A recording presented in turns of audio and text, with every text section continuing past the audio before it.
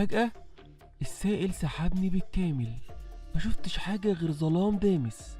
بعد فترة ما قدرتش احدد مدتها، لقيت نفسي واقف قدام المراية تاني، بس المرة دي انا اللي كنت جوه المراية.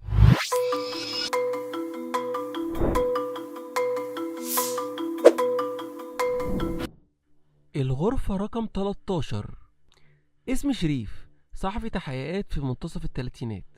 حياتي كانت طبيعية لحد ما اتكلفت بمهمة تغطية قضية غريبة عن اختفاء متكرر للناس في فندق قديم على أطراف القاهرة. الفندق اسمه المشرق، عمره أكتر من 100 سنة، مقفول رسميا من سنين، لكن كل التقارير بتأكد إن آخر مرة شافوا المفقودين كانوا داخلين الفندق وما خرجوش. كنت متحمس قوي أكشف اللغز، دفعت للحارس رشوة صغيرة عشان يدخلني الفندق بالليل. الغرفة رقم 13 دي كانت محور كل الإشاعات، والحارس بنفسه حذرني منها، قال لي ما تروحش الغرفة دي مهما حصل.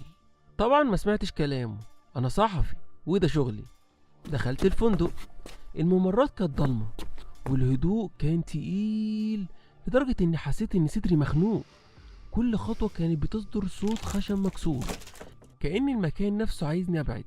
وصلت قدام الغرفة رقم 13، الباب كان مقفول بس شكله كان قديم ومتآكل. لما حاولت ألمسه حسيت بحاجة باردة جدا زي التلج، مع إن الجو كان حر. ضغطت على الباب وفتحته.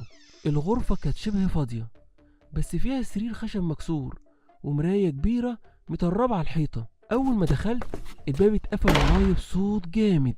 حاولت أفتحه لكنه ما كانش بيتحرك، كأن حد قفله من بره. قعدت أبص حواليا وبعدين لمحت حركة خفيفة في المراية، مش انعكاسي، حاجة تانية بتتحرك ورايا. رجعت أبص للمراية ولقيت شخص واقف ورايا، شكله مش واضح، زي ضباب أو دخان، لكن كنت عارف إنه بيبصلي. الصوت بدأ يظهر، همسات ضعيفة كده، كلام بيتقال بس مسموع بالعافية. ارجع ارجع، ما كانش المفروض تيجي هنا. حاولت اتكلم، انت مين؟ ايه اللي بيحصل هنا؟ لكن الرد كان واضح جدا. الصوت اتحول لصراخ عالي جدا كأنه جاي من جوه راسي. كنت عايز تعرف؟ دلوقتي هتشوف بنفسك. النور في الغرفة بدأ يطفي وينور، وبدأت أشوف صورة سريعة تظهر في المراية. ناس بتصرخ، قصص على الأرض، وأصواتهم بتتداخل كأنهم عايزين يقولوا حاجة، ساعدنا ساعدنا. رجعت بظهري للحيطة وأنا بحاول أفهم. المراية بدأت تتشقق، وكل شق كان بيطلع منه سائل أسود زي الحبر. السائل بدأ يخرج من المراية وينتشر على الأرض كأنه حي. حاولت أتراجع لكن السائل مسك رجلي. البرودة كانت قاتلة كأنها بتسحب روحي. كنت بحاول أصرخ لكن صوتي كان مكتوم. فجأة السائل سحبني بالكامل، ما شفتش حاجة غير ظلام دامس. بعد فترة ما قدرتش أحدد مدتها، لقيت نفسي واقف قدام المراية تاني، بس المرة دي أنا اللي كنت جوه المراية. نسخة مشوهة مني، عيونها سودة تماما ومبتسمة ابتسامة مرعبة. حاولت أخبط على المراية وأخرج لكن مفيش فايدة.